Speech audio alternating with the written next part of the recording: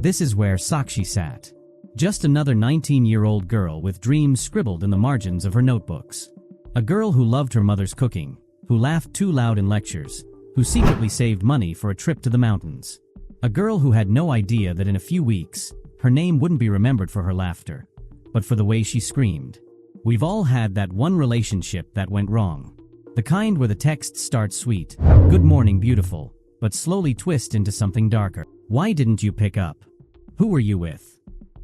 For Sakshi, it wasn't just a bad breakup. It was a death sentence. Nishu wasn't just an ex. He was a predator disguised as a lover. And when Sakshi did what any of us would do, when she said no, enough, I'm done, he made sure she'd never say no to anyone ever again. Let's be clear, this isn't just another crime of passion story. This is about what happens when entitlement festers. When a man decides a woman's life isn't hers to control. Sakshi wasn't killed in a moment of rage. She was hunted. She was punished. And the details? They're worse than you think. The autopsy showed she fought back. Her nails were broken. There were bruises on her wrists where she'd been pinned down. And then, the mutilation. They didn't just kill her, they tried to erase her. As if carving her up would make her disappear. As if they could turn a living, breathing girl into just another missing person poster. Her mother still sets a plate for her at dinner. Just in case. Her father keeps her college bag by the door, like maybe one day she'll rush in late again, laughing about missing the bus. But she won't. Because while Nishu sits in a jail cell, still breathing, still eating, still alive, Sakshi's body was found in a field so remote, even the crows hadn't found her yet. That's the real horror here. Not just the blood, or the knives, or the way men like Nishu turn love into a weapon. It's the silence afterward. The way the world moves on. The way we let it. So tonight, when you plug in your phone, when you scroll past another woman missing headline, remember her name. Remember Sakshi. Because if we don't, the next empty desk could be yours.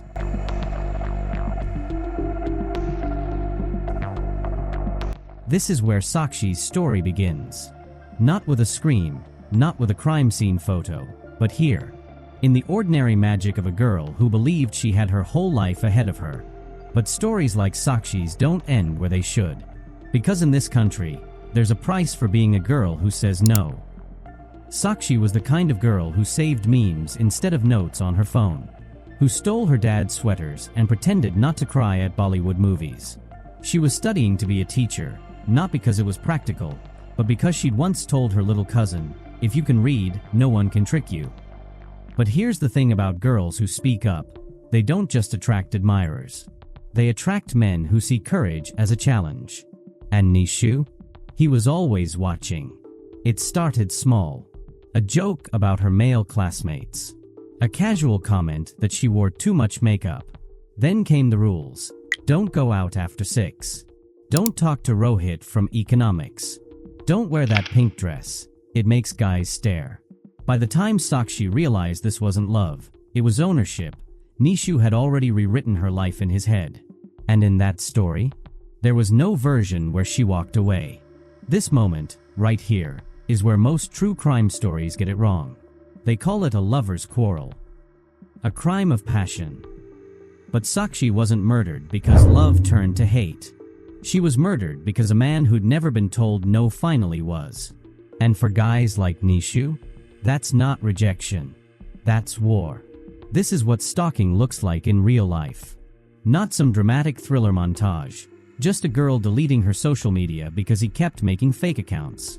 A girl learning to check under her car before starting it. A girl lying to her parents that, yeah mom, he stopped bothering me, because the truth was too terrifying to say out loud. She knew. God, she knew. But what was she supposed to do? File a police report? We all know how those end. The next time the sun set, Sakshi would be lying in a field with her face beaten beyond recognition. But today she still had hope. Today she still believed monsters only existed in movies. Today, she was still alive.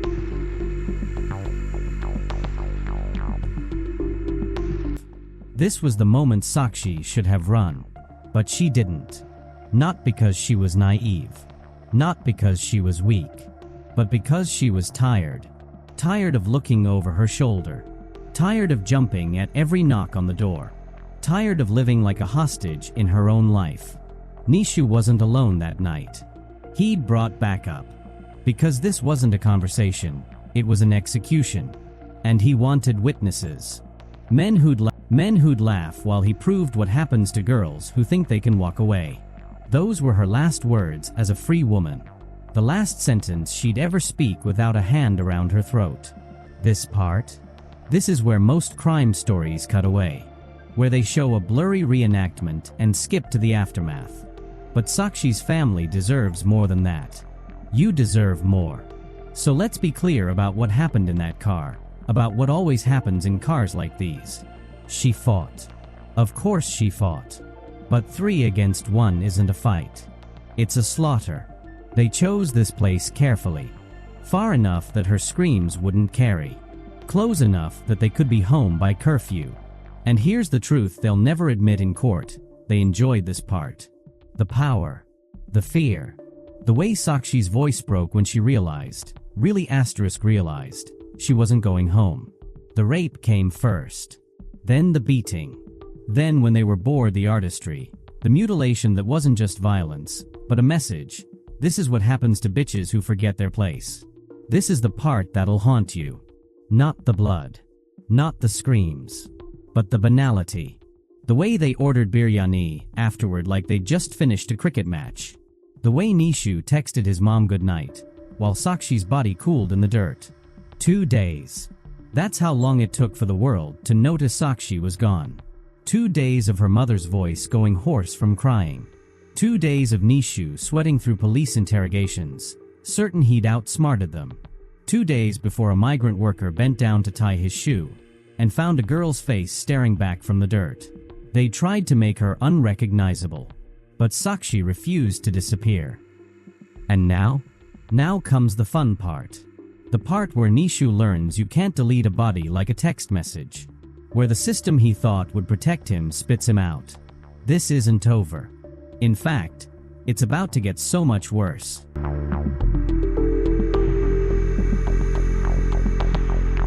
This is where the system was supposed to work. Where the bad guys would get handcuffed, the victim's family would get closure, and the world would move on. But Sakshi's story was never that simple. Because in India, justice isn't blind, it's asleep. Meet Nishu 2.0, the respectable criminal. Pressed clothes. Polite sirs to the judge. A performance so convincing, you'd almost forget he's the same animal who ground Sakshi's teeth into the dirt. Almost. And just like that, murder became a debate. A he-said-she's-dead courtroom drama where the star witness was a corpse. Here's how Indian justice works. First, the cops lose the knife. Then, the lab loses the DNA. Then, the lawyers argue the remaining evidence is circumstantial.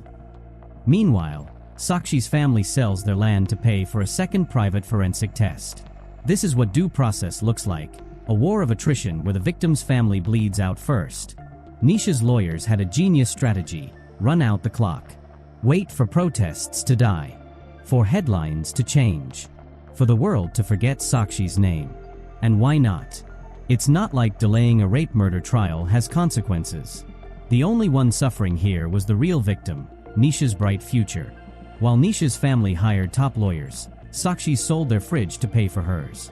While he gained weight in jail, her mother developed a tremor from crying.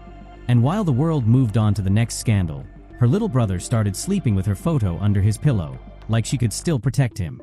This is the real-life sentence. Not Nishu's, but theirs. A never-ending purgatory where grief is the only visitor. After 2 years, justice finally showed up. And by justice, I mean a conviction that'll be appealed for a decade.